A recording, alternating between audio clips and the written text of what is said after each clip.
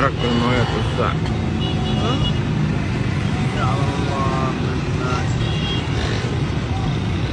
ما لك الحريق مش سهل.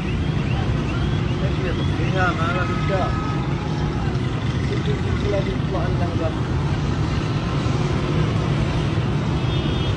يا رب الجاوي حقا عندنا حسام، عندنا الان نحن نصور. ايوه حسب الجاوي ما لك كله غاز وبترول. ها شوف كم شوف انفجرت هناك. شفت هناك كيف؟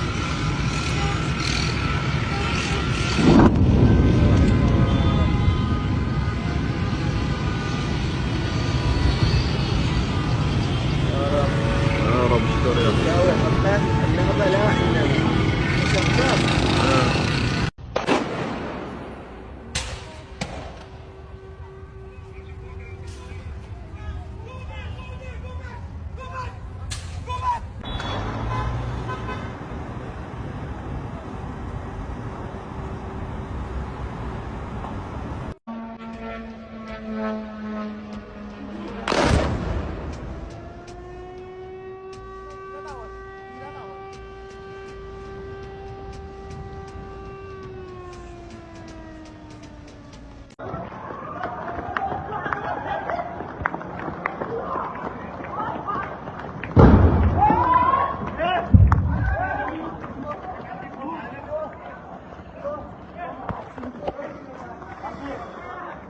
Oh my god.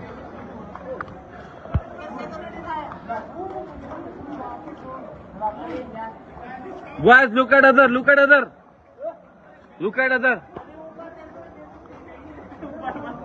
other. Anything here? Oh my god. बिल्कुल मेरे रूम के सामने. या अल्लाह खैर. Les gardiens de la révolution affirment que des missiles ont touché un navire de soutien du commandement militaire américain. Ils viennent également de lancer une nouvelle salve de missiles contre l'entité. Tous les pays du Golfe sont en alerte et plusieurs États de la région subissent déjà des dégâts. C'est une guerre de destruction, une offensive massive déclenchée par les États-Unis et l'entité. Leur objectif est de détruire les capacités iraniennes, neutraliser les sites de lancement, paralyser l'armée, éliminer toutes les têtes importantes des gardiens de la révolution et affaiblir le régime au point que le gouvernement ne puisse même pas se relever. Ils cherchent également à pousser le peuple qu'à manifester aujourd'hui contre cette agression, à prendre le contrôle total du pays en renversant ce qui resterait. Mais cette stratégie a échoué. La frappe de décapitation menée ce matin est un échec total. Cette guerre déjà massive pourrait s'étendre sur une durée bien plus longue que celle de juin dernier. Les Iraniens ont compris que ces négociations étaient de l'enfumage. Dupés en juin 2025, quelques jours avant l'opération Rising Lion, ils se sont cette fois préparés en conséquence. Reste la question, jusqu'où l'entité et les Américains pourront-ils tenir alors que leurs stocks d'armement ne sont pas encore entièrement reconstitués depuis leur affrontement précédent avec l'Iran et depuis le soutien américain à l'Ukraine. En direct, les premières images de l'Iran qui viennent de contre-attaquer. Des missiles, des drones ont été lancés. Téhéran parle d'une agression, promet une réponse proportionnelle à ces attaques. Ils ont affirmé viser des intérêts américains dans la région ainsi que des cibles liées à l'Israël. Et il faut savoir que si cette guerre continue, elle va être désastreuse et surtout elle va être mondiale avec des conséquences comme une hausse du prix du pétrole, mais pas que puisque les marchés financiers vont s'effondrer totalement. On est bien sur le moment le plus critique de ces dernières années au Moyen-Orient. La question qu'on se pose c'est est-ce que cette guerre va s'intensifier ou est-ce qu'il va y avoir des négociations d'urgence? Mais pour rappel, toute cette semaine déjà il y avait des négociations en cours avec Donald Trump, mais malheureusement, jusqu'à hier, il n'y avait aucune solution possible entre eux, puisqu'ils n'avaient trouvé aucun accord. C'est comme ça que Donald Trump a lancé ses hostilités ce matin même.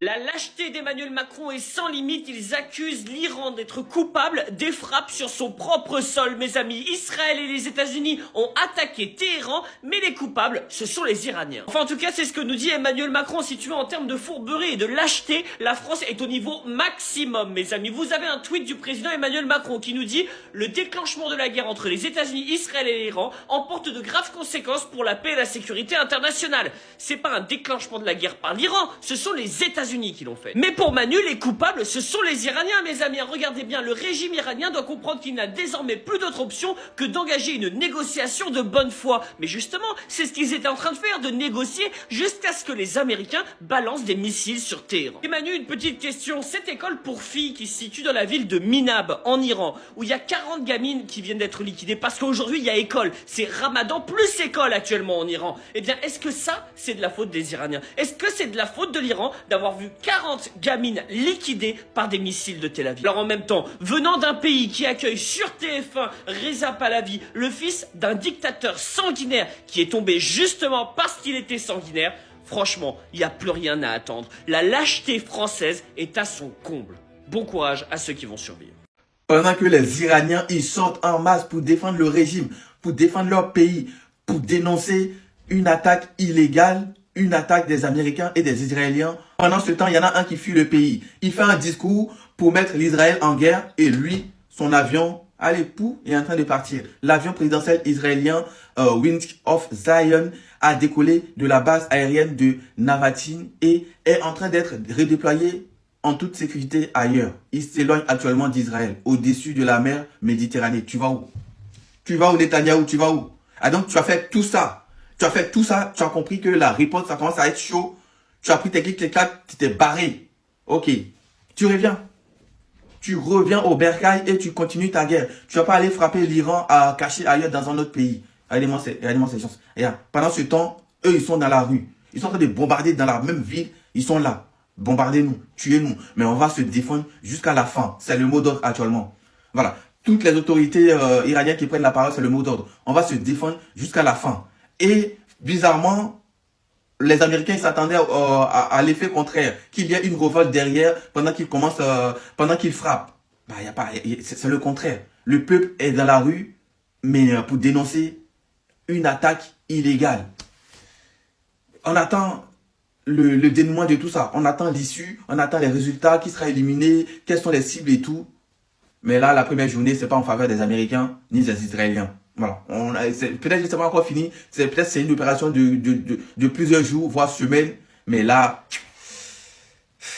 les effets sont pas bons du tout du côté israélien ni américain. Ok, on a des rumeurs comme quoi le ministre de la Défense iranien a été éliminé. Et quoi? Même en 2025, ils avaient éliminé des ministres. Ils avaient éliminé des dirigeants. Ça a changé quelque chose? Ça n'a rien changé du tout. On attend de voir. Pour l'instant, c'est à temps réel qu'on commente. On ne va pas dire victoire ici, défaite là. Pour l'instant, on regarde et on reste concentré. Urgent, les États-Unis et Israël ont bombardé l'Iran. Alors cette fois-ci, ils ont bombardé carrément la résidence du guide suprême Ali Khamenei. Ils ont également visé la résidence du président iranien. D'autres régions ici en Iran ont été totalement bombardées. Alors, en réponse à cette attaque, nous avons l'Iran qui a envoyé des missiles un peu partout au Moyen-Orient, là où précisément se trouvent des bases militaires américaines. Alors, mes frères et sœurs, le Moyen-Orient risque de s'embraser dans une guerre totale.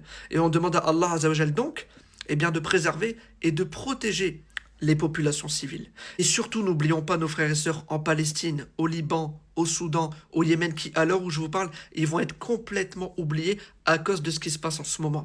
Alors, mes frères et sœurs, je vous ai mis un lien dans ma bio qui va vous permettre de leur financer des repas chauds. Vous savez pourquoi? Parce qu'ils jeûnent comme nous. Mais à la différence de nous, c'est que eux, ils n'ont absolument rien à manger. Donc, venons leur en aide, surtout dans ces heures graves. Qu'Allah Azzawajal leur facilite.